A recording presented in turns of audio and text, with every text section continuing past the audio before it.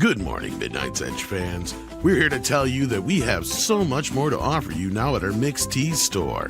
Not just t-shirts and hoodies, but we do have plenty of those, and new designs for that matter.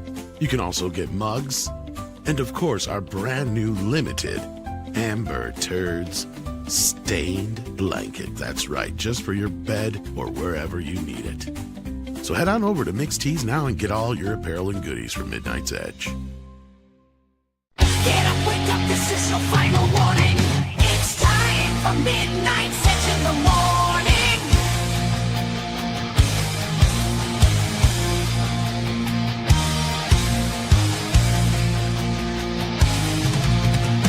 The gang is ready to go and it's time for the show.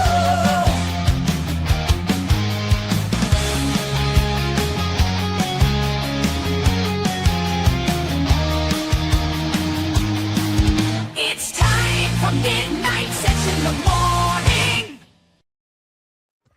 Greetings, everyone, and welcome to Midnight's Edge in the morning. It's Wednesday. The world is getting used to being in a very, very different place than it was before the weekend, and we are joined by Script Doctor. So, weird times, but glad to have you here. Oh, thank you. Happy to be here. New year, new schedule, new projects on the horizon. So yeah, I'm excited. I hope 2026 is a great year for everybody. Fantastic. Also joining us, Chris Brawley. Gentlemen, glad to be here. Happy that Script is with us. That's a rare treat. And of course, the A team is here. Once again, we're missing Mr. Tom. I'm sure he's here in spirit, though.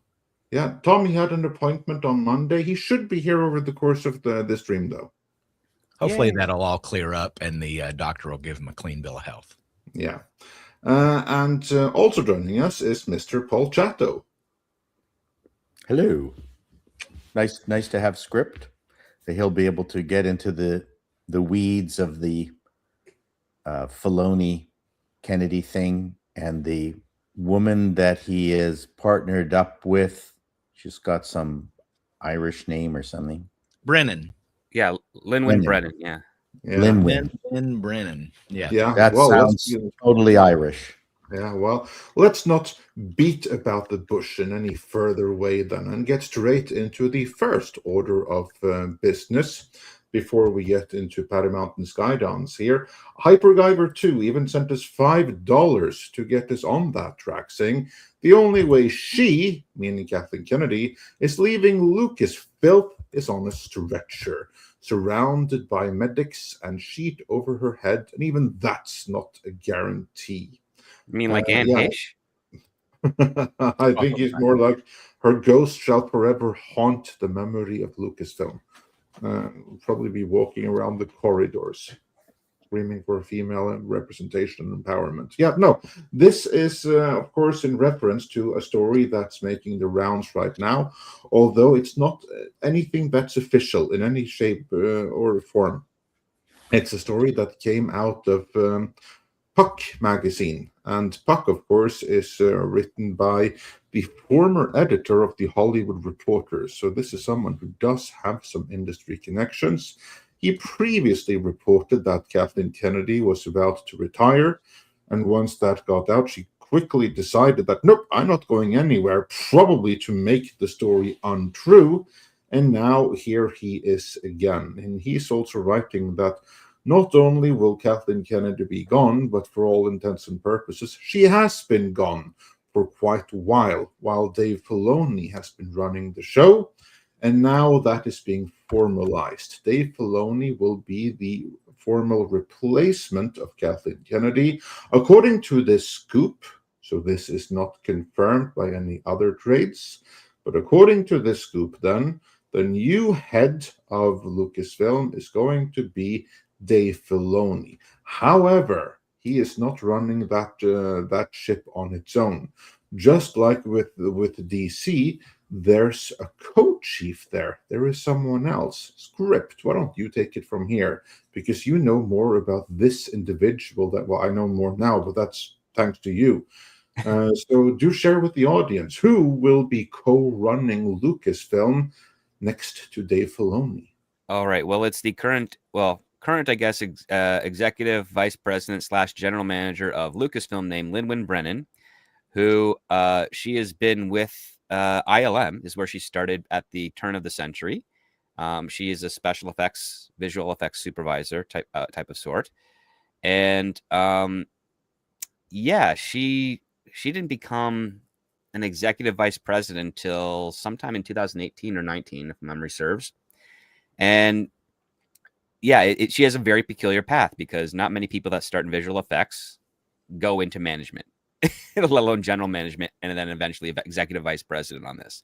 So I'm getting some interesting parallels to, industry legend Victoria Alonso, because she started in a similar way and was on a similar path. And then eventually they created a new position for her at Marvel about overseeing all animation and computers and special effects stuff. And lo and behold, after Ant-Man Quantumania, she was then terminated. And still to this day, no one has replaced her position at Marvel Studios. In this case here, I don't know any of the personal politics of Lin-Wen Brennan, but I'm pretty sure general speculation might not be too off the course there. But yeah, her specialty is in visual effects and special effects. No, nothing that I could ever find or even hear from some of my colleagues when asked if she's ever worked on things that were bigger projects that wasn't visual effects related. She's also somewhat of a J.J. Abrams acolyte as well, because he picked her to work on Star Trek 09 as part of the ILM project that he was delegated to. So there's that minor connection. I don't know if it's too significant, but it's one that's there. And yeah, so it looks like what we've got here is Dave Filoni is going to be doing what he's been doing since Disney purchased Lucasfilm, claiming to be the successor to George Lucas, guiding the direction of the franchise. And then I guess this Lin-Wen lady is going to be taking care of all the logistics, the way that Peter Safran's been doing over at DC. And I'm rather surprised with this rumor because I wouldn't peg Disney for copying Warner Brothers, because as far as I understand with Disney, they don't think that they have lost their crown in the industry. They think they still have it. Yes. Wow. How deluded are they? Well, they've always been a delusional company. Well, to be fair though, you have they are doing really, really well at the box office, but it's because of 3 movies. Everything else has been a disaster. And the other part too is those 3 movies are not having this huge cultural impact that the other ones have. Like Weapons has a bit more, and Sinners has a bit more. Dune had a bit more. Minecraft had a bit more. Superman only really performed well domestically, not so much internationally. So yeah, like Warner Brothers has had the better year in audience approval and also in return and quick box office rise. But Disney has got their other IPs that are essentially zombie IPs. They're bringing in the cash through habit as opposed through excitement and anticipation. Yeah, I did some little bit of looking up on Lin-Wen, and she seems to be cut from the same mold as someone who spends more time talking about their activism than their industry. Ooh. Some of the quotes I found included, she describes her professional mission as a crusade to address gender inequality within the film and visual effects industry. Say that one more time for those in the back.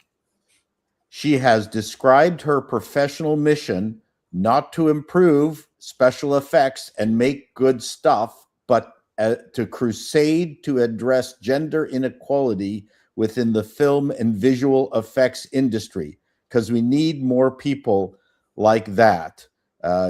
Brennan has been vocal about the need for more women in leadership roles within the visual effects sector, where they are historically underrepresented because women don't want to do it. Yeah. and she's also behind the visual masterpiece that was Anthem Quantumania. Did I get that right?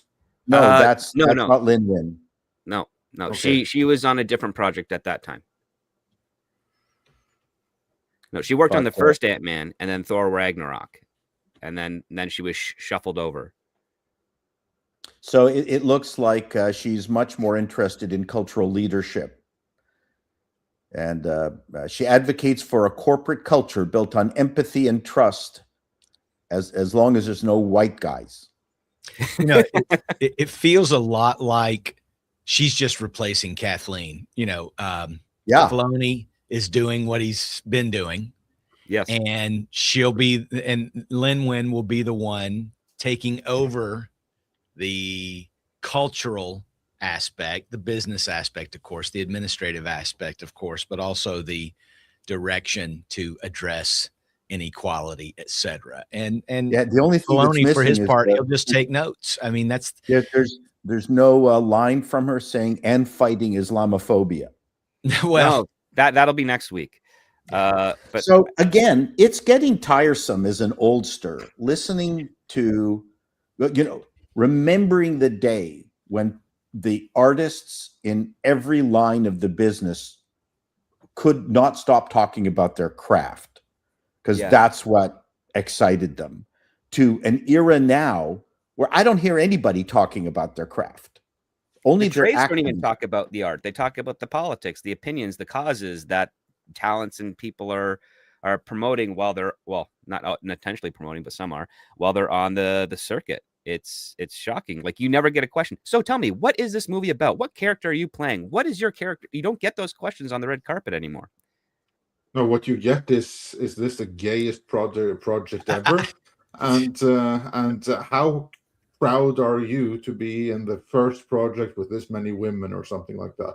Yeah, I mean, I've said that both the reporters and the creative people neither seem to be interested in their craft or in the craft of making stuff. So in the past, the reporters would be talking about, as you said, the actor's role, the usual bullshit. I mean, interviewing an actor is only marginally more useful than talking to a baseball player. Or a hockey player, yeah. Hockey players are better. A little bit better. They do focus on the game more. Yeah. Yeah, no, I just got to score the goal and shoot the puck, and, biscuit in the basket. That's it. Then it makes it all good, Well, that's a Quebec Nordique right there. But a regular hockey player is like, yeah, we got to go in. The coach told us to do this. I'm going to stay on the line. Going to make sure don't go too far deep into the neutral zone. And I'm going to just, push it through and then just take my shot when I see it.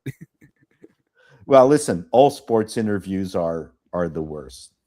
But again, it's a sad day when people aren't talking about their craft anymore. Mm-hmm. Anybody see the Star Trek Academy? Red carpet? Yeah. Yeah. Oh my gosh. Did you know that Klingons were a diverse people? That I learned that. Well, they have in regards to how they approach honor, there's a lot of diversity in Klingon culture for that. But sure. But I mean, the joke of Star Trek is that every species aside from the human species is very homogenized. Yeah. Right. Yeah. But now it turns out that the Klingons were very progressive all along. Yep. And any proper Klingon warrior will always respect someone's preferred pronouns. That's right. It is honorable to change your entire identity to something that does not reflect your physical appearance. Yeah, this is very, very important, because this is something that I see with the fans of Kurtzman Trek. The people with nose rings and rainbow flags and stuff like that. They have this delusion that America somehow is uniquely racist and uniquely backwards in all of the world. And this is something that kind of like reinforced by this series. Like, look at the Klingons, look how progressive they are. Look at the Jem'Hadar, look at how progressive they are. And you look around you, the whole world is, you basically need to be an activist and get America up to the speed with the rest of the world. I'm not quite sure if the activists are aware, but they are already in the single most progressive place on the face of the planet.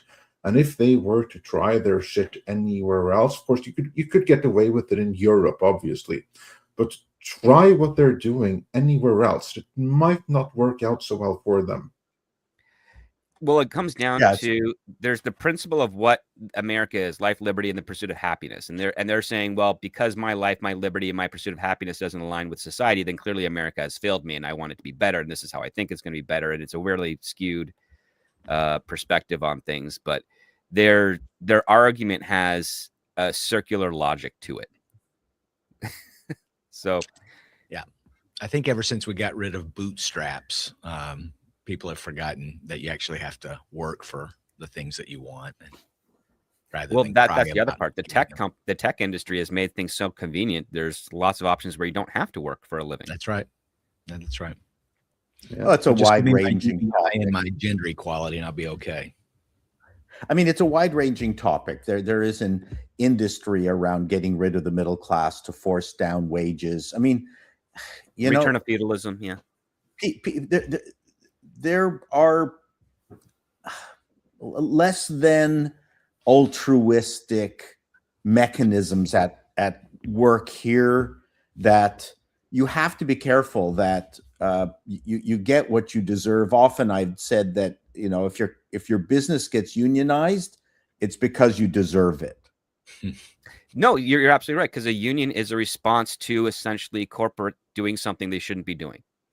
That's it. Like if corporations, especially in the arts industry, if they weren't messing around with their talent, there'd be no reason for the talent to unionize because everybody would be happy.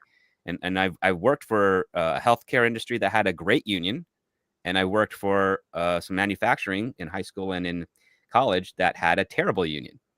Right.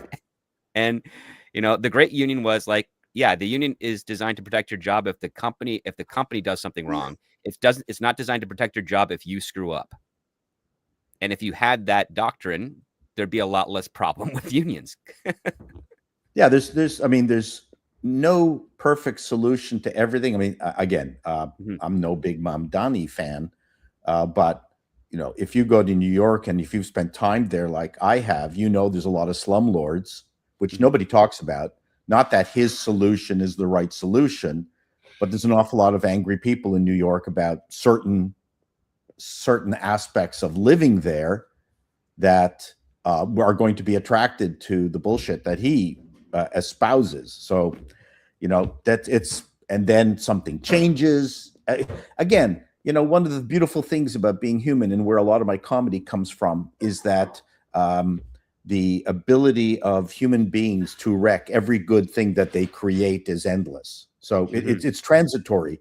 We'll get something right, but only for a very short period of time. And then we screw it up. That's what's fun about humans. And then we get great content out of it. That's correct. But it was a heavy price to pay for that content. Well, the thing is that as a species, we thrive on conflict and overcoming conflict. And if there's no conflict available, we have to create conflict in order to overcome it, in order to feel like we have a purpose of meaning. And that puts us into that period where we have, a generation of greatness and then a couple generations of horror. Right. And now we've got this generation of what I call omni-leftists, where now they have a complete package of stuff that they can protest against, whether it's, pro-Palestine, pro-trans women, anti-Maduro being secreted out of Venezuela, anti-oil. I mean, it's just this one now package of stuff. Oh yeah, you got the United States exporting immigrants or illegals, and then importing illegals at the same time. It's It's funny how that works. Yeah, so we have omni-leftists, I call them. Yeah. So now I know the DEA is the anti-ICE. Yeah, we'll bring them in. Yeah. I mean, the other part is there's also a CIA coordination as well, because again, a lot of that region exists the way it does because of the CIA. So. That's right. That's right. But let's move on here because we are sliding away completely. Let's round out with the Star Wars talk, and to get us back to that, Mike and Ayers says for $4.99, can't wait until the first time Daisy gets asked about her movie once this is official. She already is visibly distraught when claiming it's happening. So yeah, now when we have this new uber women rah feminist in charge of Lucasfilm, are we finally getting that Rey movie that no one's ever asked for? It's just another iron in the fire. I mean, Daisy's doing other stuff. You'll notice that her career hasn't really stopped. She's still working. It's when she's not working that's when you can speculate. Well, maybe her time is addressed to this Rey film finally. Yeah. And I would also, for anyone who's like you're saying that, oh, Star Wars damaged her career or something. Before Star Wars, she was dead topless chick on a slab. Yeah. And that's her biggest claim to fame. And after Star Wars, she's Rey. She wouldn't have any career whatsoever were it not for Star Wars. You don't feel too bad for her. She is a super spy window cleaner. Yeah. Oh, yeah. But the other part too is she's also a charming talent and a little bit traditional, and she doesn't rock the boat. And even when they try to manipulate her, she's cautious enough to do that. Like if she had debuted 25 years ago, she would have been as hot of an item as Angelina Jolie was at the time. Keira Knightley. In my review of the J.J. Abrams of her first movie in Star Wars, I specifically said I thought she was radiant in it. Yeah, but unfortunately, she was a indestructible character. We've now eviscerated and analyzed that movie to death. We're not gonna replay that now. But I actually thought that she was wonderfully cast. Yeah, she was. I mean, there was problems with that movie. I've maintained the entire time that that it was very much so the Schrodinger's cat of movies, in that it could be good and it could be bad, and you wouldn't really know until the next movie would reframe it one way or the other. And as it turned out, the next movie was The Last Jedi, which only made The Force Awakens bad. No, The Force Awakens was already bad. Last Jedi just made it worse. Yeah, well, I still submit that a good sequel could have, well, good sequels can do anything. A good sequel could have saved it. There wasn't nothing to work with there, that they could have had a decent trilogy other than The Force Awakens. But of course, all was done with the Last Jedi. Then it was completely done for right away. Yeah, I actually agree with both of you. They could have worked out the Force Awakens with a good sequel. It might have looked better in hindsight, but the way it was put together, it was all flash. I wish that Daisy had some kind of romantic drama, something not sort of, The Cleaner or We Bury the Dead or whatever. It's like they're trying to make her some kind of an action hero, or whoever's handling her or guiding her career. I'm just not sure, but I don't think she's had the proper project to really show off her chops yet. And the last thing I think she did was some short film. What's that? She's done some short films that are more in that area, but not some big stuff. Like the last thing I know that she did was she did something with Willem Dafoe earlier this year. It was a short. Yeah, Grand Envy, I think it was. Yeah. And then the last thing she did was a table read for Cinema for Gaza. I mean, I don't know who's guiding these people's careers, but I just don't think she's got a good handler. That's all. Well, I mean, yeah, it's down to like her agent and her management team. And I'm trying to remember who she's with right now. I think she's with, oh God, who is it these days? She's supposed to, I think, be in that Johnny Depp Ebenezer movie. That might, I don't know that that'll be a tour de force for her, but yeah, she's with Brian Lord. Projects, we'll see how they go. What's that? She's with Brian Lord's agency at CAA. So yeah, she's going to be doing this. She's going to be doing whatever he tells her to do. Yeah. So yeah, so if she's doing a table read in support of Gaza or something, she's doing that. And I think, gosh, who's the other guy? Jim Nicolay. Yeah. he's also in charge of some of her stuff as well, like when she does her cartoons and when she does her commercials and all that video games and stuff, video games, and even to a point like interviews. So staged the press junket stuff, he's gonna give her all her talking points there. So she is charming. She can be for sure. I just think that she's getting the wrong projects. Well, you take what you're What off. would be the right ones? I don't know. I don't. I think she's. One I of- think she picked some duds. Let's just say that. The She doesn't cleaner. get one the of the pick. She gets offered and she takes the job. Yeah. That's what actors do. That's actor what I really mean. gets Yeah. to pick until you get to like Jim Carrey in the 90s. Yeah. Like there's I no agree. picking Like, in I don't Hollywood, think- Yeah, but man. you can also not take every job that comes your way and find other jobs. No, you can't. You mean there's no other work? I mean, she's the only person that could do that, or no one else could do another. There's Other no other people could gigs do out the there. stuff, but The best other gig people she could get is a table read for Gaza. No, I mean, you have to understand the industry. If she's getting offers, you take the offers because, again, Hollywood is shrinking. It's been bloated for decades. They're not making the things that they used to make anymore unless it's a streaming show. And she hasn't gone over to streaming yet. And actors take the jobs that they think can best, number one, pay well and guarantee payment. And number two, will help keep them stable or grow their quote. And you don't do that by rejecting stuff. Like Daisy Ridley it took 7 years for Daisy Ridley to get Force Awakens, and now she's riding on a consistent level of work since that movie, regardless of critical acclaim. You think she's really going to say no to every project just because she's worried that she can get something better? No. Like most actors are going to say yes to a lot of stuff, which is why you have to scratch your head and be like, well, why are they in this? They need the money. Hugh Jackman was in 5 movies last year and nobody knows any of them.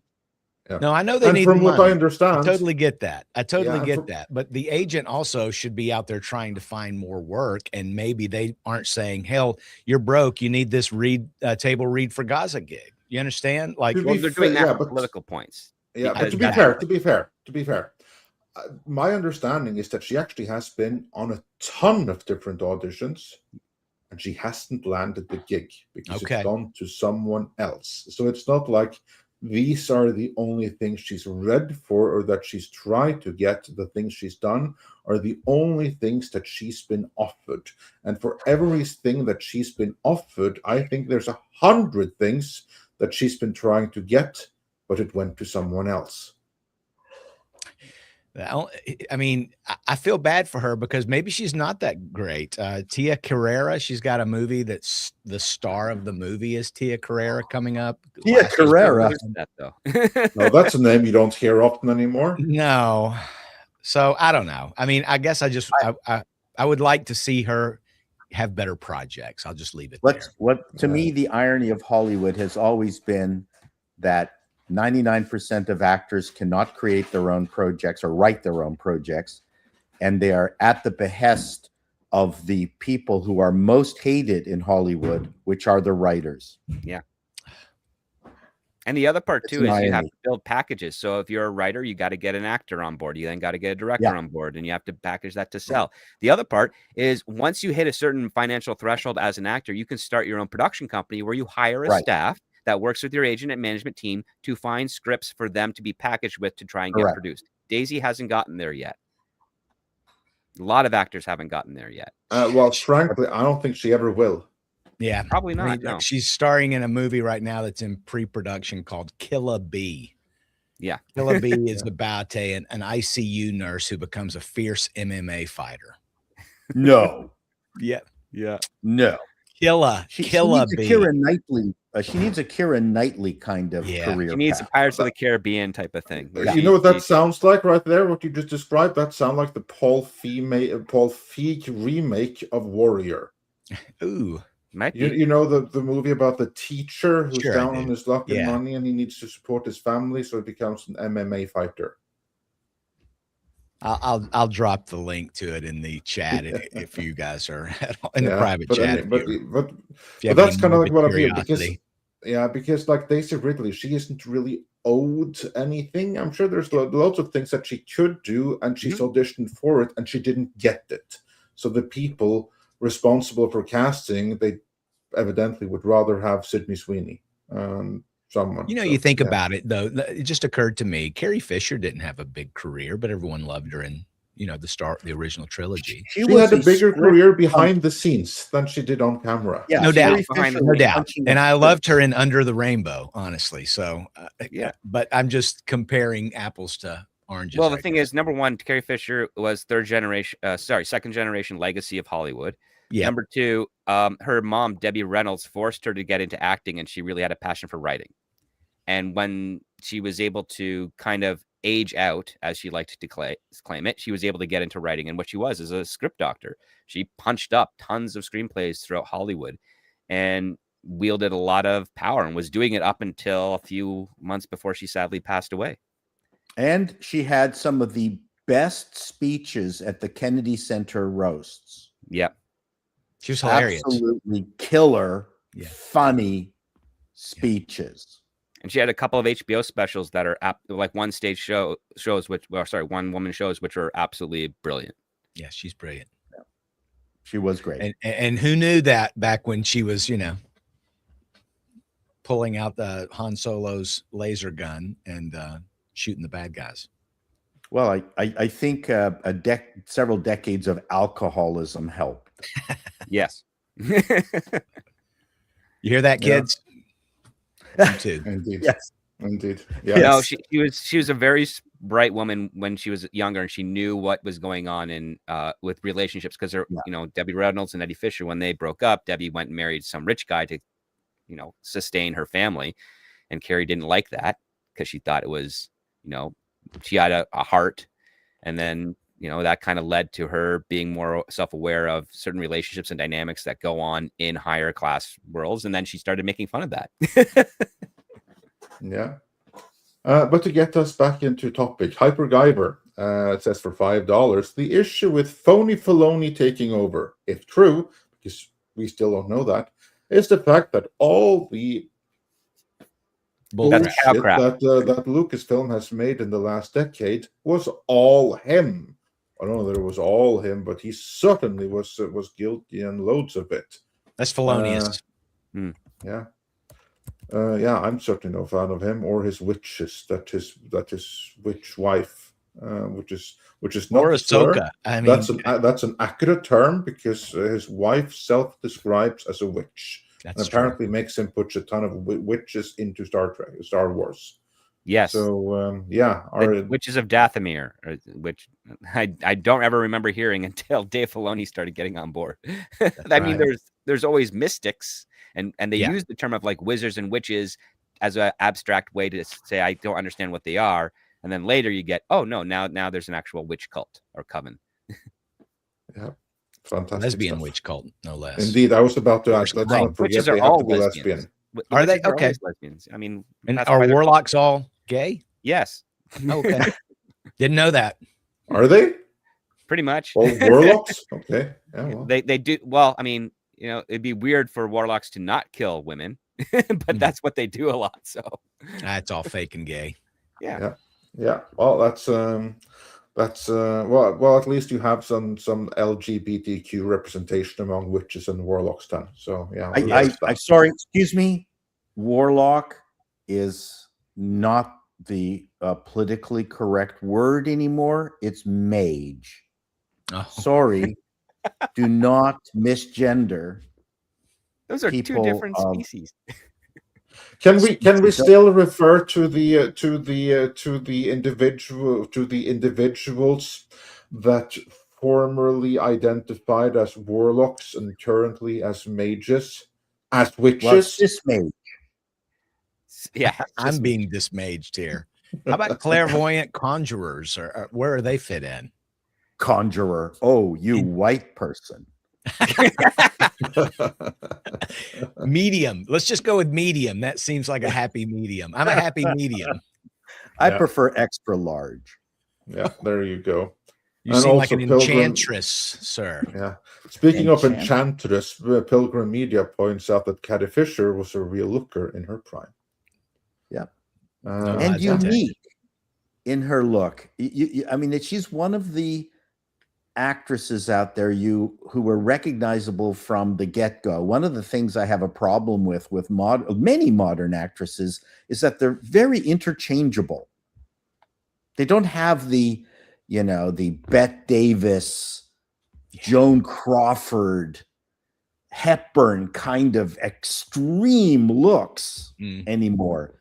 Same with the men. Men are almost universally good looking. They don't have Broderick Crawford. I mean, although that was a weird choice. Where did that come from? Yeah, Speeds. Well, he's a character actor. That doesn't count. No. Steve Buscemi. That's what my wife mentioned. Is it Shemi? Steve Buscemi? I think it's Buscemi. I always heard Buscemi. I think it's Buscemi. I think so too. It's Mr. Pink. Get it right. Yeah, well, that removes any and all doubt. But anyway, let's do a couple of super chats before we move on to the other big news of today. Jeremiah Hambry wonders for $5. Script, are you happy? Are you happy that you thought they were doing that? What you thought they were doing for a Supergirl movie?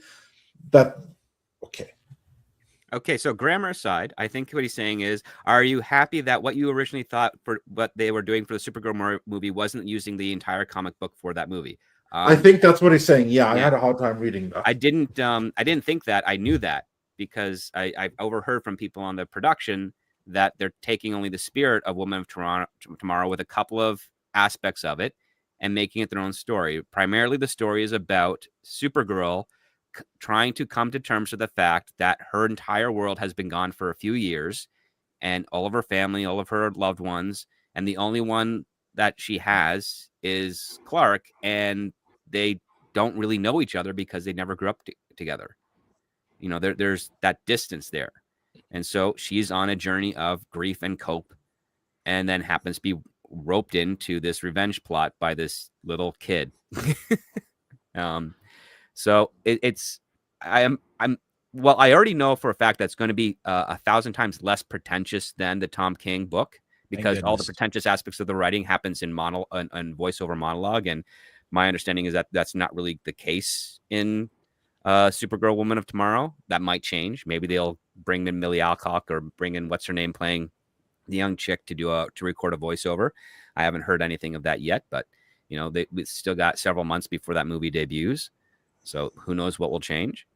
But yeah, I've from the couple of friends that I know that have seen the test screening, one half of them didn't like it, and then the other half liked it, and the one that liked it didn't like Superman, and the one that didn't like it, that did like it, didn't like it, liked Superman. So yeah, a lot of inversions going on. So it's still. Did they say anything about Lobo? How Lobo worked? Because that's the one thing I'm really excited about for. Oh no, these guys are not the type that know what Lobo is. They're just like, yeah, Jason Momoa is fun.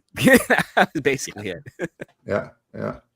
I think that Tom King really just likes to explore trauma, and I actually do think that's an interesting approach. That Supergirl was a teenager when they destroyed her planet, and Clark never experienced it because he was a baby. He doesn't remember any of it. So they have two different childhood ideas about their home planet and what happened. So I think it's interesting. I don't know that it's necessarily something that you'd want to center your whole movie on, but again, that's sort of James Gunn does that, and that's certainly Tom King's forte. If you want to do a great hero's journey, I mean, starting a character when they have just lost their entire world and then they have to make a choice to become a hero at the end is a pretty good start. Yeah. I mean, when Supergirl debuted initially in the, was it the early 60s or late 1950s? She didn't even care about the fact that her city of Argo died. She shows up. She's like, hey, Superman, I'm your cousin. And Superman's like, great, I'm going to put you in this orphanage. And she's like, great, I'm so happy. And she spends several issues trying to help kids in the orphanage get adopted under false pretenses, which is grossly horrible. They never really addressed her trauma. And then when she does die in Infinite Crisis, and they bring the Supergirl clone, and then they change her to the point where she grew up on Krypton and then was trapped in stasis, then reappeared on Earth when Clark's a grown man, they still barely talked about her trauma of losing her own planet. So this is the first time we're getting a story that seems very organic to the situation that Kara has been put in, and I really hope that they nail it. I don't think it's going to make huge waves financially for Warner Brothers, but no, and I get what you're saying. No, and it makes perfect sense. I just think that exploring that aspect is probably not going to connect with a lot. And think of the Fantastic Four movie that was more about body horror than superheroics, right? Because obviously you would be afraid if you suddenly turned into stone, or you could turn invisible, or your body parts would stretch, or catch on fire. Yeah.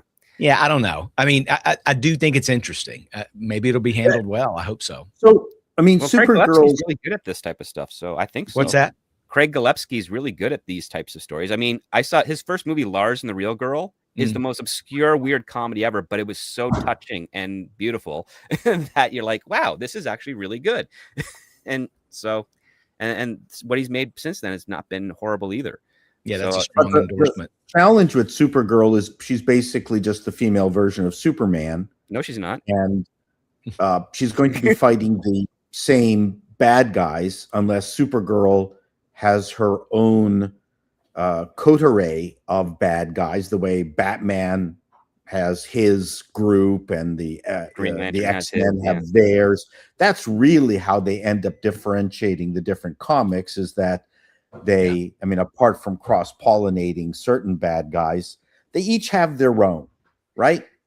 That's what makes one thing that, yeah, you're right. That's one thing that Supergirl doesn't have so much, is that she doesn't really have her own rogues gallery of villains that distinguish her. Like her personality is very distinct from Superman's because she's far more Kryptonian than Superman. But in the end, you don't want to spend all the time in her head. You want her being challenged by the bad guy or bad woman, bad individual, and then find a way to deal with whatever problems those they present. But the problem is there's the same problems that Superman has to overcome. She doesn't have any powers that's different from his. Right. It's always been a problem with Supergirl. That's why, for me, her comics have always been boring. Well, she was invented under basically IP protection, and the fact that other people were I mean, heck, you have Captain Marvel, which was made by, oh gosh, More Fun Comics or another one, and then Marvel, when Marvel branded themselves as Marvel, they got really upset that they didn't own the Captain Marvel name or any other Marvel type of Marvel name. And then on top of that, you have then there's DC had Wonder Woman, and then Marvel made Wonder Man, and DC got really upset with that. So, you know, and She-Hulk. I mean, we're talking about an industry where they were always competing with each other in the cheesiest, dumbest way. You know that She-Hulk was created because when Bill Bixby was doing the Hulk, Stan Lee was afraid that Bixby and company were just going to create a She-Hulk and then own that character. So he just pulled that out of his ass as quickly as possible, just so they could have She-Hulk. Now, ironically, that's the distaff version of the original that became really interesting and unique. Right. Same thing with Spider-Girl and Spider-Woman and all the variations thereof. Like again, when you come up with an IP that is a gender-specific main character, you kind of have to do the opposite gender to maintain the full spectrum of the IP. And it's up to the person who made that as the creative to do something different enough with that other person so that it can sustain itself on its own, as opposed to being a placeholder. But in the day, I guarantee you it had nothing to do with the IP and more to do with the fact that they were running out of superheroes. They weren't particularly creative, and they were just making these as fast as they do variations of the superhero and then be like, let's put them in the exact same conflict and stories that we did 10 years ago, and we'll treat it as new because it's a different character solving the problem the exact same way with slightly different dialogue. That's exactly right. It's like the Keystone Cops, where they just reused all the old vaudeville jokes with each new comedy duo that they came up with. Yeah. Oh, it's just like police procedurals today. Like you have about 30 different cases, and now we just do a variation of them for 10 seasons. Right. As long as it's not a gender swap version, as long as it's not a gender swap version of Hancock, I'll be all right. I'll be happy. Well, there are worse things they could do, to be fair, though. But well, I mean, that would mean that Supergirl would have to find another Kryptonian that is a potential love interest that's married. Spoiler. To someone Spoiler. Else. Careful. That was a good Hembry Jeremiah. You got your $5 worth on that discussion. Yeah, I should say so. Yeah. Moving on here. Dark King wonders Tom got captured when he was in Maduro's bedroom. We can't show the video. Yeah, well, he did edit the video that we put out describing what's really going on from a financial perspective. So yeah, maybe all of the Maduro sympathizers that suddenly sprung out of the woodwork had a problem with that. I don't know, but Tom is with us in spirit, and we hope to see him again soon. Send good thoughts. So yeah. Was an interesting video, and that was a fun video to make. Too bad the algorithm seems to be really struggling with or stifling it, because it should be doing amazing, because everyone, well, close to everyone is loving it. It's getting shared. It's getting really amazing click-through rates, but still the algorithm just decides, nope, a little bit too much information. People can't have this. It's a great So, yeah. video. It's doing better than your DavidEllison video, though, in less time. So we'll see. There's still Yeah. time. We'll see. We'll see what happens. Yeah, that was You a fun just video. to never make. know. You never know. That's true. Yeah. It's true. It's no predict. I was hoping that the video kind of like would do better, because I think it's information that people really should be aware of. It's very disappointing to me that the news just aren't talking about the petrodollar and how important that is for everything. If people wonder, like, why's Saudi Arabia so special? Why is America always cuddling up to the Saudi regime? Well, this is why. Yeah, well, Good. my latest appalling news with Well, that was hilarious. I love that video. Thanks, but it's one of the worst performing I've had in a long time, and I guess nobody cares about this piece of news. I know It my could be that audience- this platform cares about not too many people getting that kind of news. I don't know. Maybe. and my audience tends to be wary if I poke fun at your president there, Chris. They don't tend to like it, but I, as a comedian, I have to maintain. I have to go after everybody. I don't think it would matter. I mean, any president, you should be able to make fun of them. Absolutely. You Yes. totally should. Oh, And there's so much there. I mean, he's an entertainer. There's plenty of room to make fun. It reminds me, just as a sidebar, I know you got to get out of here shortly, Paul. We saw a South Park. There's a South Park clip going around on the social, and the Bleeding Fool account retweeted it. And it's Tim Waltz out in front of the Leering Center, and Ilhan Omar is, one of the graduates of. I mean, it's hilarious. And was that South Park or no, it was parody of South Park? AI. And and Bleeding Fool posed the question, how can you tell this isn't South Park? And of course, immediately people said, because it's funny, because they're poking at the left or whatever, etc. Right. And I think we've got to be able to make fun of our leaders. I mean, that is the spirit of America. If you ask me, it's free speech. So I applaud you. It was hilarious. And Andre, the video you did was more informative about Venezuela than most of the all the news networks combined. So I'm hoping that there will be an afterlife for that video for some people. Yeah, Maybe I hope so too. People watching. Many people said that. I would have liked to go further into other topics, but maybe we'll save that for a follow-up. It needs to be a little bit more, so as not to derail also from the petrodollar thing, which is the big thing there. Then we can get back to some other machines and stuff like that when receipts for that are found. That would be hilarious. Yeah. Sure. Anyway, moving on here. Paul, you only had so long today? Yes. Then we are going to jump straight into the next topic, and we'll put a pin in the super chats for now. Because we have the main topic today, of course, is DavidEllison and Paramount rebuffed by Warner again today. This is the top story in all of the industry trades. I'm going to find an example of that right here. Let's go with we'll go with a variety for this one, but you'll find it across the board. So if you just bear with me, since Tom isn't here again. Tom is here. These things go much, much faster. When I'm here, I'm going to boomer it big time. Let's see, and then make sure there you go. There we go. So yeah, Variety today. Warner Brothers Discovery rejects Paramount's latest takeover offer. Says it's still insufficient compared with Netflix deal. And insofar as I can see, having read this, I don't think that this was a substantially different offer from previous offers. The only difference is that David Ellison Sr., the old man Ellison, the guy who pays David his pocket money, he came out and said, I'm going to guarantee another 40 billion of this myself. But there was a very critical thing, a quote that was in here that I thought was interesting. Here we go. It says Larry Ellison made an irrevocable personal guarantee of 40.4 billion towards Paramount's all-cash offer for Warner Brothers Discovery.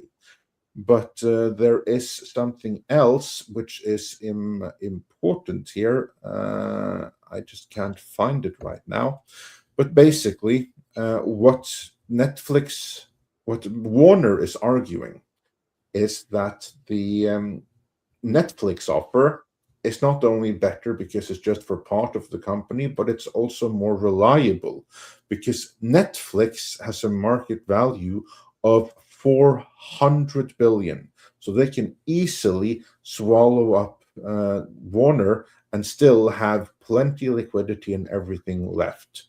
Whereas Paramount right now is only valued at 18 billion, and they're trying to eat up a much bigger company than themselves, and they have to be indebted through the roof in order to do it, which is part of the reason why they're rejecting it. It's bad for the shareholders, not just because they get kind of like screwed off on all of the cable channels, but because the whole thing on paper can go belly up. Because Skydance Paramount doesn't have the financial strength to pull this off in the same way that Warner does. That's a big part of this. And to me, that's a very compelling argument. So I'm curious, why does Paramount not take no for a no, or why can't they just increase the offer so much that they actually outbid Netflix? Chato, what do you think about that? Well, they'd have to dip into daddy's pocket to do it. You know what? I think the main reason this is sticking is because I've got a feeling Warner Brothers does not think that a Paramount takeover is going to pass muster with the FCC. It won't. Yeah. I mean, what is the point of going through the grief of being rejected? Whereas the Netflix doesn't have any theaters. They don't have studios. It's a fit. While we don't want it, at least I think we'll pass muster under the FCC. Not only that, Netflix will have less purging of Warner Brothers Studio compared to Paramount because there's almost no overlap. Yeah, correct. The thing that I think is ironic here is that whether Netflix gets Warner Brothers or Paramount gets Warner Brothers, the theaters are going to still suffer because Netflix is not really interested in pursuing movie theaters as a market, and Paramount taking away a competing studio reduces the amount of variety in your theaters of things to see. So either way, theaters suffer. Yeah, and so right now, it's theaters are going to suffer. So which is the better deal? Well, Netflix is paying way more for much less of Warner Brothers, and Paramount is paying way less for all of Warner Brothers. Geez, it's such a hard decision to make. So you see Netflix as the lesser of two evils then, Script? It's the lesser of two evils. The other part, too, is that the entertainment industry is already changing into a direction of basically direct-to-consumer at-home entertainment. Mm-hmm. So I would love to fight against it, but there's so few studios of a high power at the level of Paramount, Warner Brothers, Universal, Sony, Disney to really compete to keep a theatrical experience alive that unfortunately it's going to end. Convenience always wins. And people are more interested in just staying at home with their families, watching a film where For $30 a month, they can watch a new movie every week for the entire family, where versus going to the theater, they're spending a minimum of $100 for a family of 4 every week. The ratio, it gives you exactly what is better for a person on a budget. And on top of that, if the economy were doing better, maybe people would be going out to theaters more often, but they're not. And one aspect is the cost, and then the other aspect is, well, people only show up for big tentpole films like actioneers or heavy dramas, and everything else is so overinflated with budgets that it's really difficult to recoup that cost. And studios don't have to worry so much about it because, again, they don't use their own money when it comes to producing stuff. So yeah, it's the whole industry is changing, and if you can't figure out a way to get ahead of it, yeah, you're going to be antiquated, and it's not going to be in the same form as it is. And the bigger kicker of it is that the state of California has been doing everything in its power to crush Hollywood operating in that state for the last 20 years. Well, probably inadvertently. I don't think that they meant for that to happen. They just said, you can take it. Yeah. Well, they thought, oh, there's so much money coming in, we can take some more and more. Yeah, exactly. And more. That's what I meant. Yeah. and it's a shame, though. I hear what you're saying. Convenience does win. I mean, there's absolute solid logic in that. I just regret it because, at the same time, movie attendance or cinema attendance rather is down. Concert attendance is up. Like for the last 15 years. Concerts aren't as daily as films, though. No, that's right. No, it's an event. It's an event. And same thing with sporting events. Like, yeah, there's always a sporting event happening every day, but it's not the same team every day. Right. There's right. There's enough of variety, and there's also the unpredictability of a live event versus a filmed one. Like, people will watch highlights of a recorded sporting event, but when you go there live, like, you do not know what is going to happen, and there's a thrill and adrenaline from that. With a film, like, it's already made and done. You can get spoiled on it, and yeah, you could still go for it, and then you're just going through the motions. But yeah, it's an apples and oranges thing. I just, I realize people are still willing to go out to watch the concert or see the sporting events when you can watch them on television. Yeah, not pay anything. I know. There's again, it comes. Well, here's the other part too. In some cases, some sporting events can be a lot cheaper than others. That's right. Like, I know people that can go to baseball games get 2 tickets to go to a baseball game and still spend less money than what they would spend going to a movie theater. Yeah. And that's usually like in your ramp up seasons before you get into your possible playoffs and closeouts, because that's when all the prices go up. And heck, like up here in Canada, we're hosting a bunch of FIFA games for the entire month of June. Everything has got a 40% premium increase. So It's going to have a complete divide among people that live here that want to go see the game versus people that are flying in. And the people that are flying in are the only ones that are going to have money. If you want a good, cheap sports experience, just go watch trans women ping pong. There's that. Women's volleyball is pretty good. Basketball. Yeah. That's where you get that. The thing that I've noticed is that part of this did start with the movie theaters initially in the early 2000s when they decided to hike up ticket prices just because. Yeah. And the studios had no problems with that because they're like, oh, you're going to hike up ticket prices? Well, our percentages are going to stay the same, so we're going to get more money, so we're happy for it. Right. And then it kind of started the ball because people then started saying, well, I'll just wait for the DVD. Yeah. And then you had a slight drop off in theater attendance. And then you had streaming. I'll just get Netflix. So now I'm not going to the video store waiting for DVD. I'm now going to Netflix. And what's happening on the theater side? Well, they keep on raising the prices. And now you have a reduced amount of revenue going to the studios. So the studios are now getting desperate to try and get people to go into the seats. So they're looking for everything. Then you've got a pocket of readers who are new fresh graduates from various business schools and art schools who have figured out that, hey, we are the front line of defense. We are the filter of what gets made. If we just pick the scripts that we like, regardless of the metrics that we're assigned to use, we can then change the narrative of what movies are. And then therefore we manipulate the studio execs of what is in the market for buying. We put those movies out and we now get our narrative. Oh no, no, we don't get it. Those movies are failing. What's going on? Why are we getting all this bad data? All these readers that gave us this stuff that have now become executives or now creative executives are still picking those things. And Paul is waving goodbye. Sorry, Paul. Oh, see you, Paul. That's my fault. I'm sorry.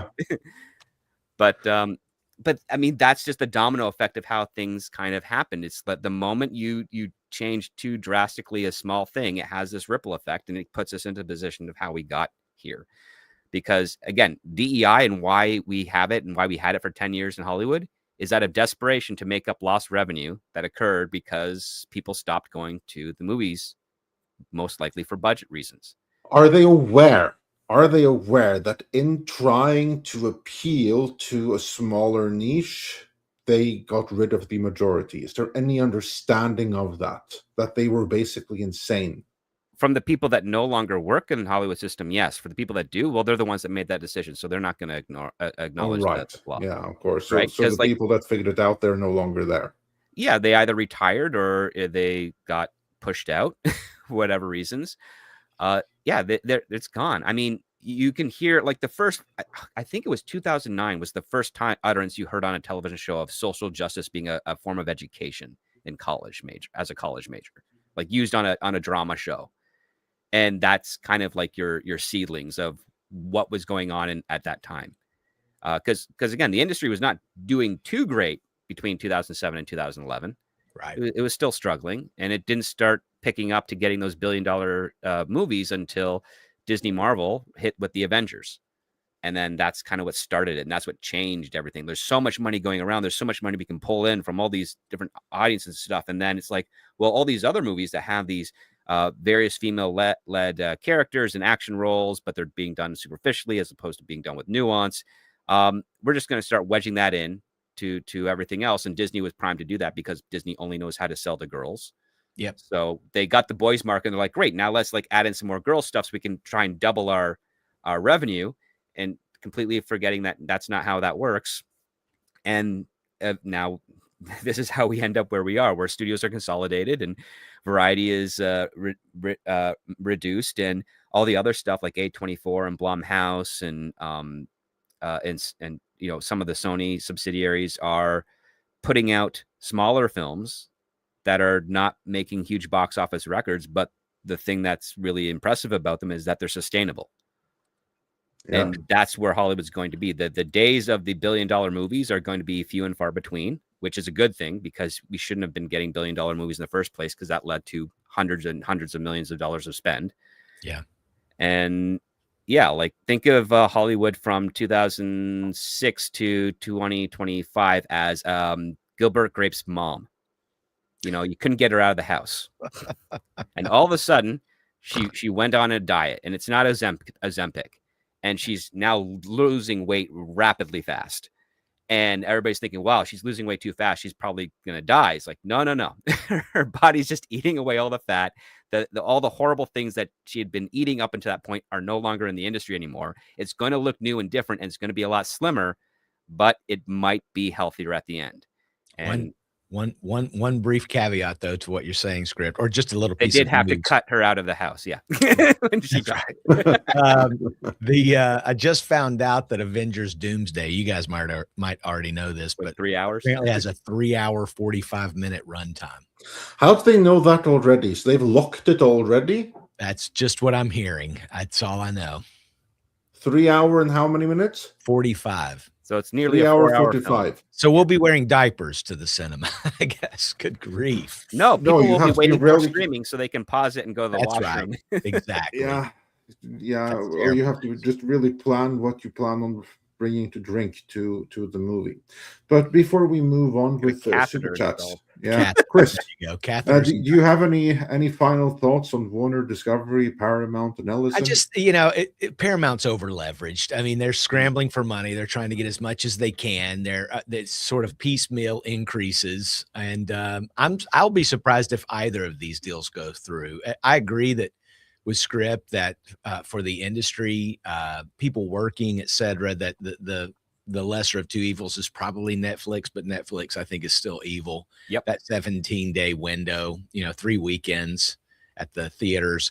But again, convenience trumps. And eventually, I mean, we are watching the death of cinema in slow motion, the cinema going experience, I guess. And that's where we're headed.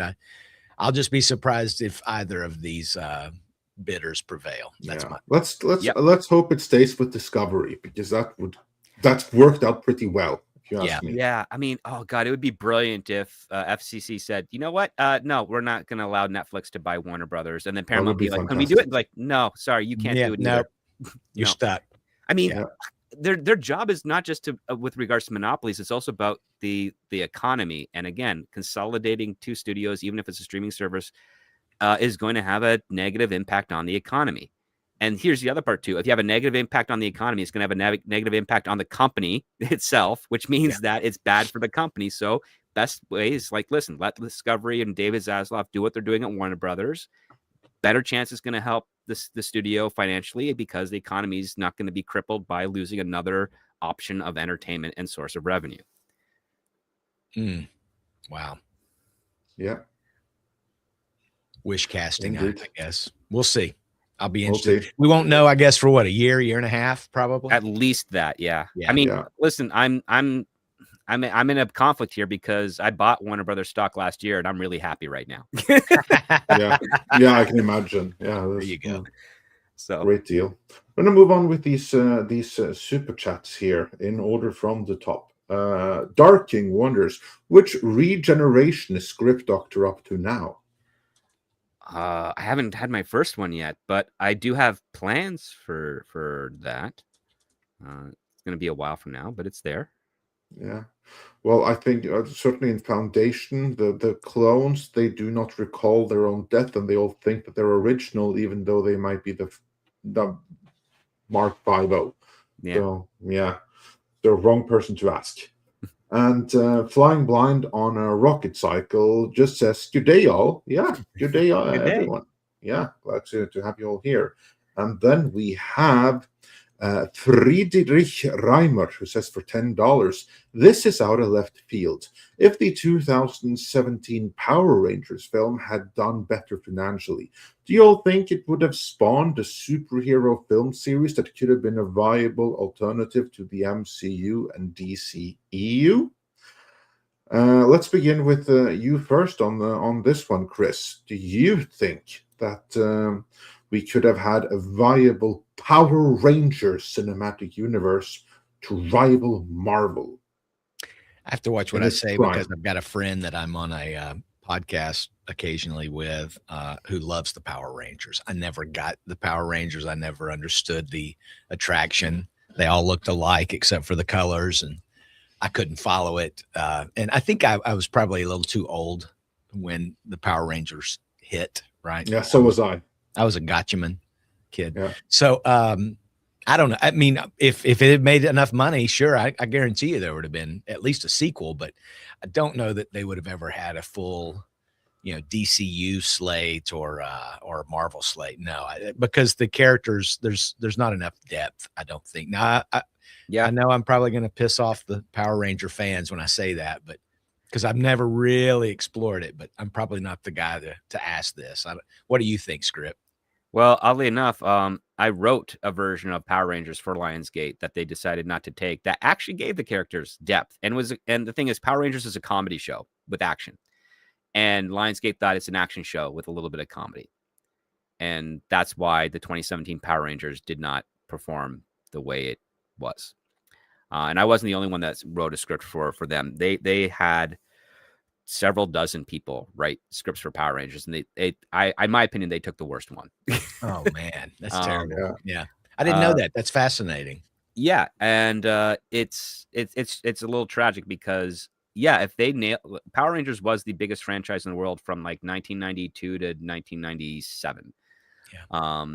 Good small run, and then it was sustainable up until Disney bought it, and then they plummeted it and then sold it back to Haim Saban, and now it's got new owners. But if they did hit it out of the park, capturing the same type of aspect of what Power Rangers was, because it has generational fans, like people that grew up watching Power Rangers have kids, and those kids watch Power Rangers because of their parents. So you have the little parallel to Star Wars from the 70s to the 90s. It probably would have been more akin to Avatar, like movies spaced out apart, one set of group, and then making like $1 billion at the box office and being fairly reliable that way. And then if probably not at Avatar box office levels. No, I think $1 billion would be its cap. I don't think it would get much more than that. But what you'd probably have is you'd have a trilogy of one team, and then you'd have the movie where they hand over the power to the next group of kids to start their own trilogy, and that's where you have the changing of the costumes and all the new stuff there. And you'd have a formula that they would stick to that they could have gotten at least 15 years out of.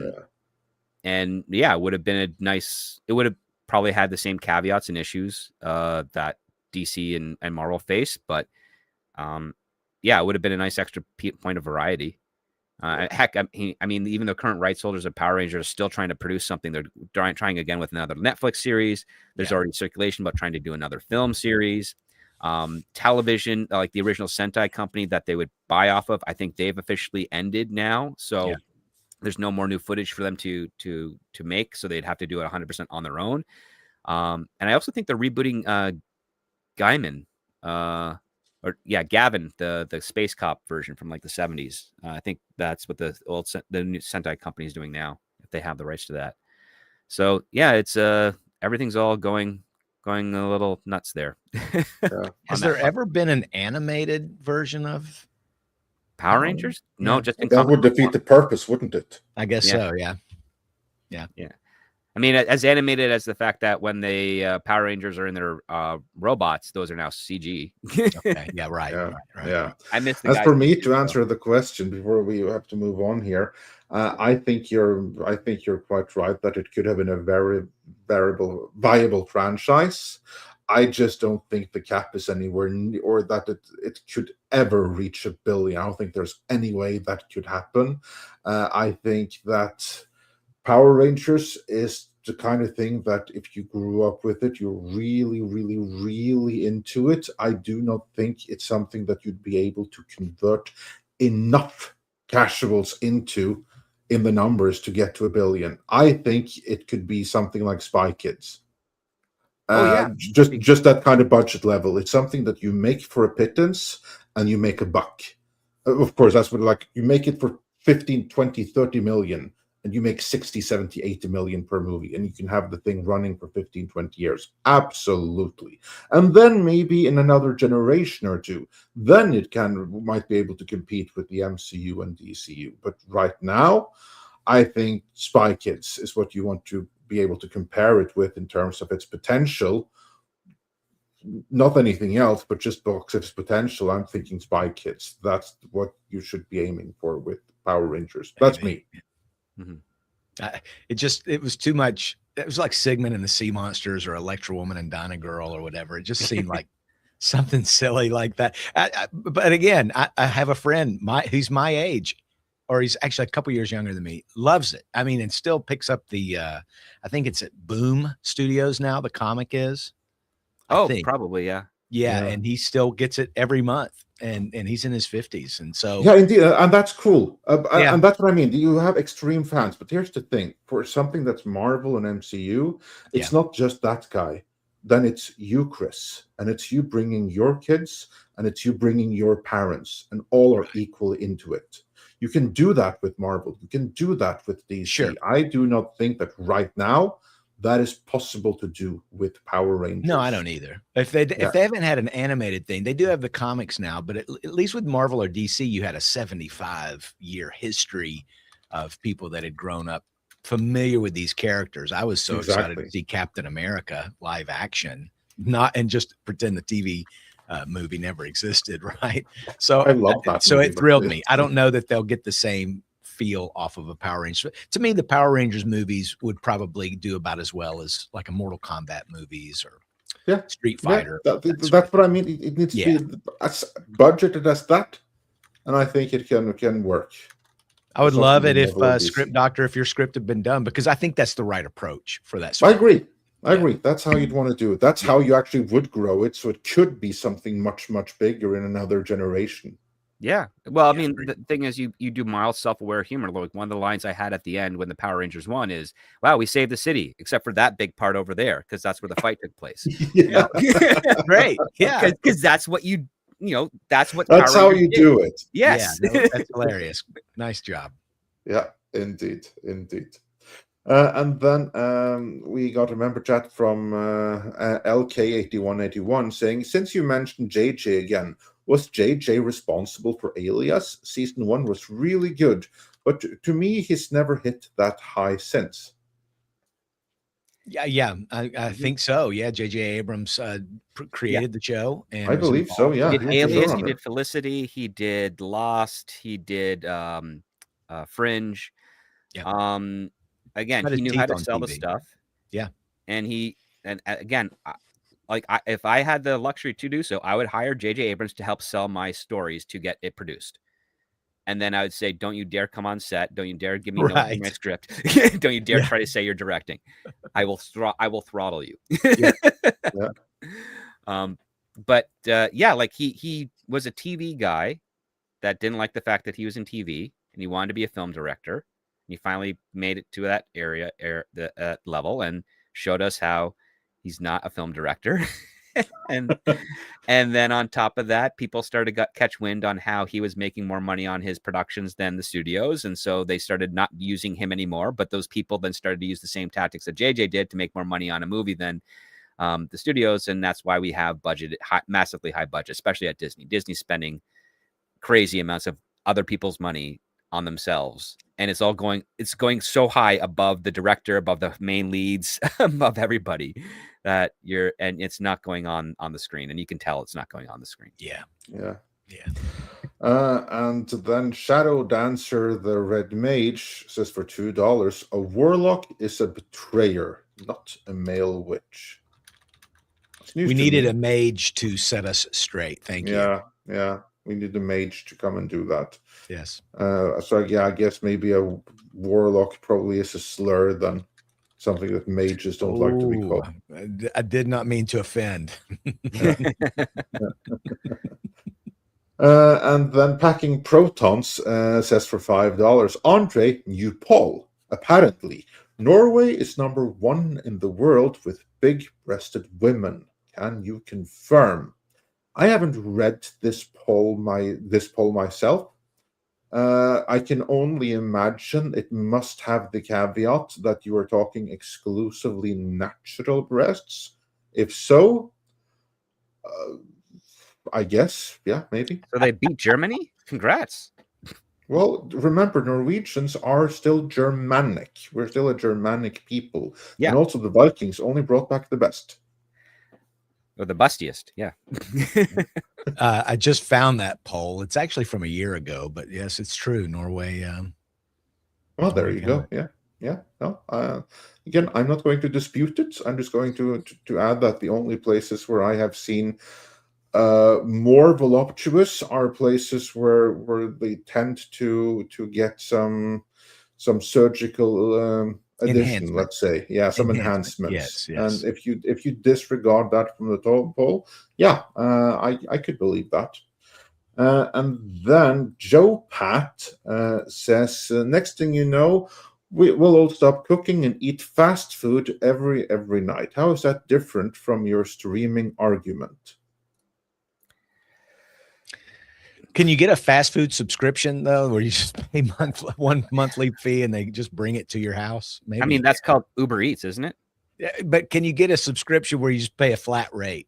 Right? No, that'll be you know what? That might be a new idea around the horizon. and he continues. And how long until streaming is supplanted by social media? It may be a bad habit, but that won't stop people from relying on it for entertainment.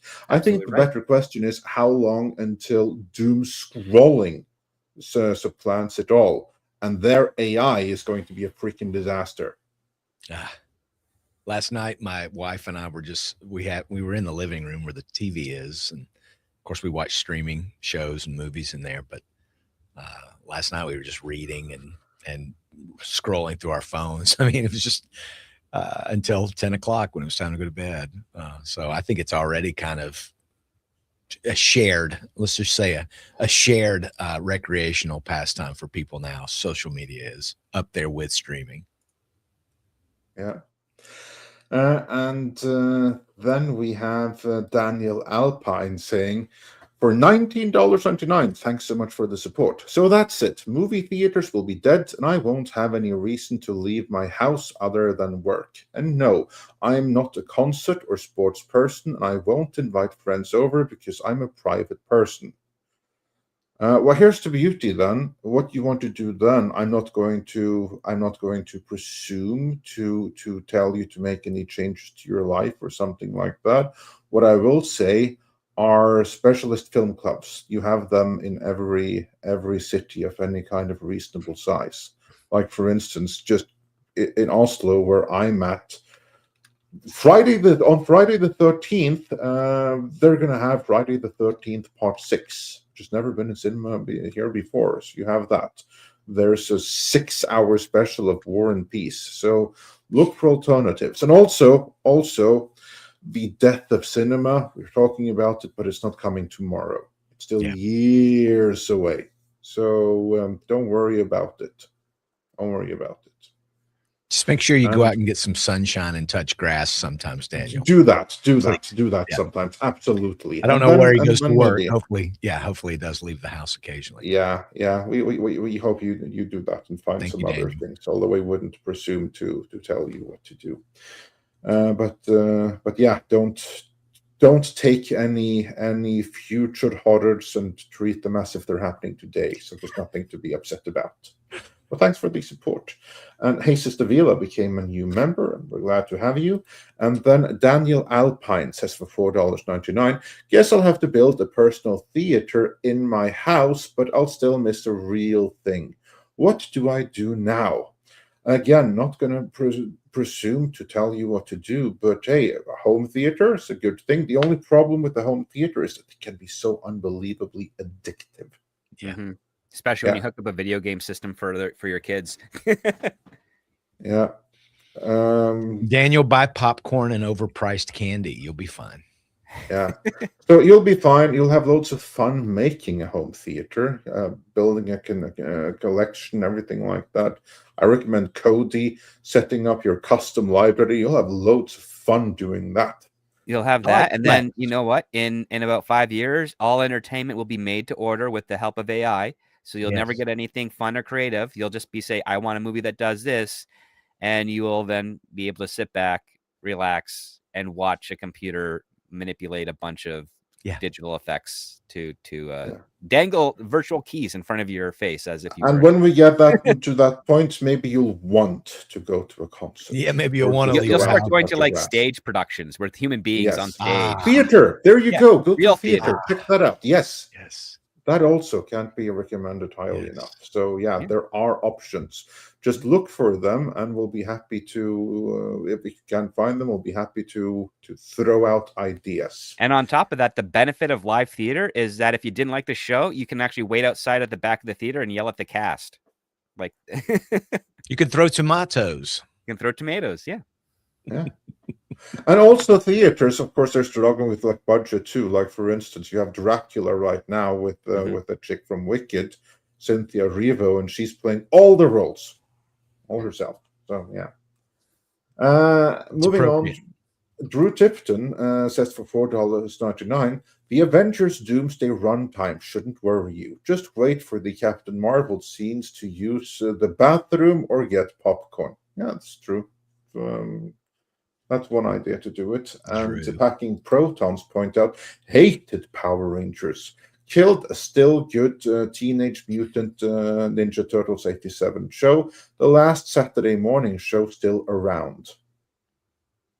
Yeah, I remember. As for me, Turtles was the last thing I kind of got into, and then I aged out of all of that stuff. So Power Rangers came just too late for me.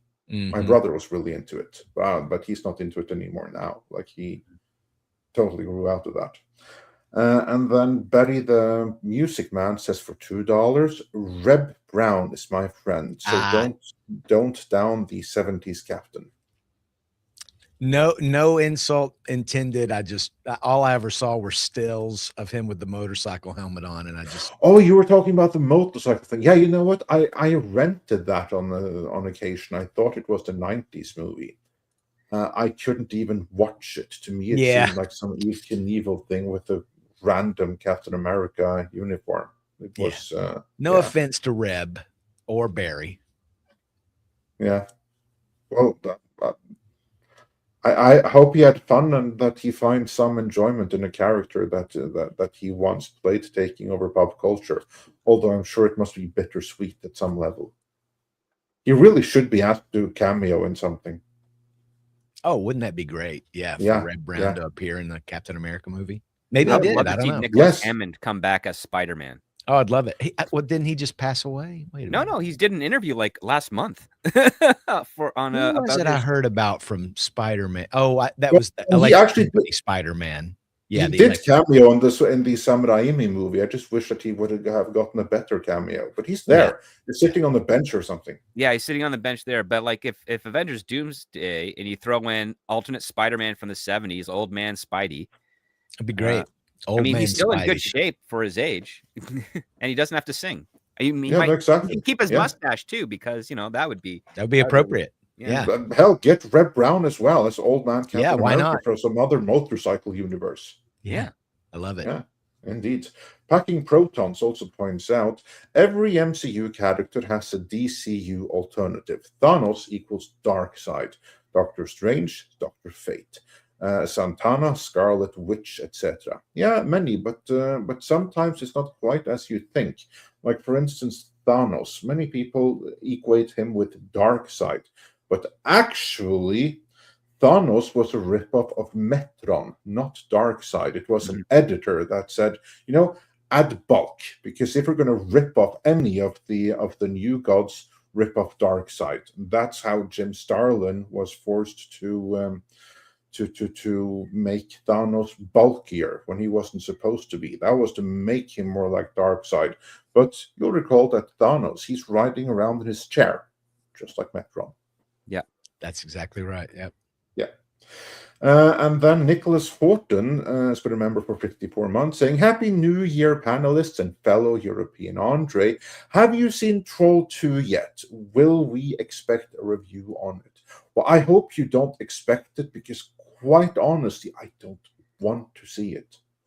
Because, but it's true. Just because a movie is Norwegian doesn't mean I want to see it. I mean, most Norwegian movies are very good dramas and unwatchable, boring crap. That's true for most Norwegian movies. And then you have the ones that try to be cool genre movies like Troll. Yeah, they have like some cool visuals and stuff like that. But typically these movies, they tend to be very lacking in the script department. They basically tend to be American kaiju movies that just happen to be set in Norway with Norwegian characters that don't really act like real characters. Like something it's just kind of like off. You get like this, as a Norwegian watching those things, you kind of get like this uncanny valley sensation because it's set in your home. I can see my house from there. They speak my language, but something is just off. Norwegians don't talk like that. Like, you're very aware that you're watching a movie, which is why I prefer Troll Hunter. Troll Hunter is freaking amazing because you don't have that. Every single character in it is completely believable. There's no uncanny valley. It kind of like feels real. Just review the old Troll 2 movie from the 80s. Yeah, maybe. So I'll force myself to watch Troll 2 at some point, but I have to force myself because I didn't really enjoy the first one. I'll watch it at some point. Will I review it? I don't think so. Maybe in a live stream, but certainly not a video review. I mean, a clip on the Live Archives channel at most. Now, there's another Norwegian kaiju movie coming in a couple of weeks here. Kraken. Now, that's a different matter. That I will review. You probably haven't even heard about that because it's that new. But yeah, that's a new massive Norwegian creature feature with a giant kraken running around the fjords. So that should be fun. And then Joe Pat 87 says, the lack of a third place will destroy society. That seems random, but I think that's attached to Joe's earlier comments. Probably. Yeah. Probably. But yeah, there's something to that. And then Tracking Protons says for $20, my friend Brad Blank set a challenge from his radio hosts in New York City in the 90s. Stand outside a theater until he got an interview with Julia Roberts. Her security guard didn't appreciate him shouting movie quotes to her.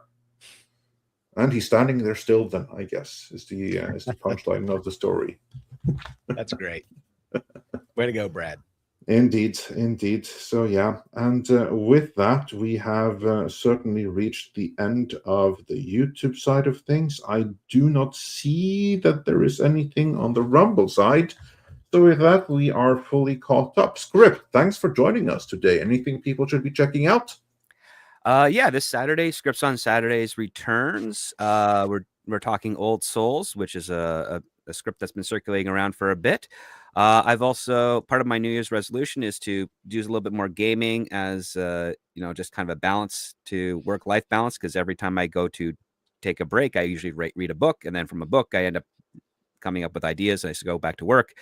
So I started that. So if you check out Script Doctor Arcade, you can watch me get killed by zombies, fight weird villains and stuff. I play some games that are no longer you can no longer find anymore, such as Marvel Heroes Omega, not Marvel Rivals, but Marvel Heroes, which is like a Diablo style Marvel game.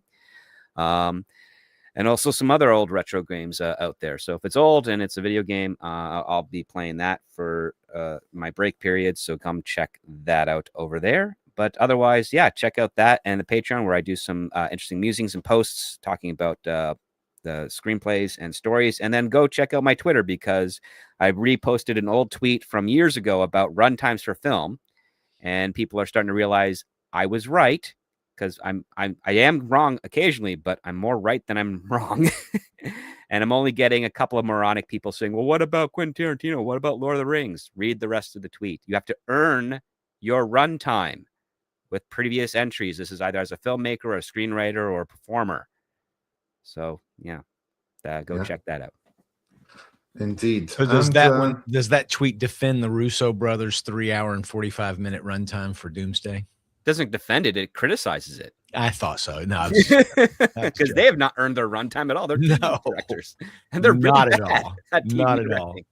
all. Bleedingfool.com. Check it out. We've got an interesting take. What we're finding out about this Lanterns television series over on HBO is going to wind up actually being darker and grittier and more adult than even Peacemaker, if that's possible. So wow. Yeah, that's coming up, I think, here in an hour or so. Just check out Bleeding Fool. You can always follow the site on X at Bleeding Fool. And I'm over at Chris Brawley on X also, where a lot of my stuff leans more into geopolitics and domestic U.S. politics. But obviously, there's also a lot of entertainment news and my own salty, ill-informed takes. So check it out on X. Indeed. And then closing out the show, we have Joe Pat 87, who says for $5, the doom of the future won't happen tomorrow. Can also mean things can always change, potentially for the better. A ray in these cynical clouds. Indeed, very, very true. Case in point, most recent video I pulled out, where the trajectory that we were on a year and a half ago was very suddenly and dramatically altered for the better. Yeah. Hopefully. You never can tell with the future, but yes, things can change. With that, I want to thank everyone who's been watching today. Check out the videos, check out the panelists, check out Paul Chatto, especially check out his appalling news video. They are amazing. He had to leave because he had some other bad matters to attend to. Tom should hopefully be back on Friday. And with that, it is time to bring out the koalas in the rain. Koalas in the rain, koalas in the rain, no fucks given. Koala, koala, koalas in the rain, koalas in the rain, no fucks given. Koala, koala, koalas in the rain, koalas in the rain, no fucks given.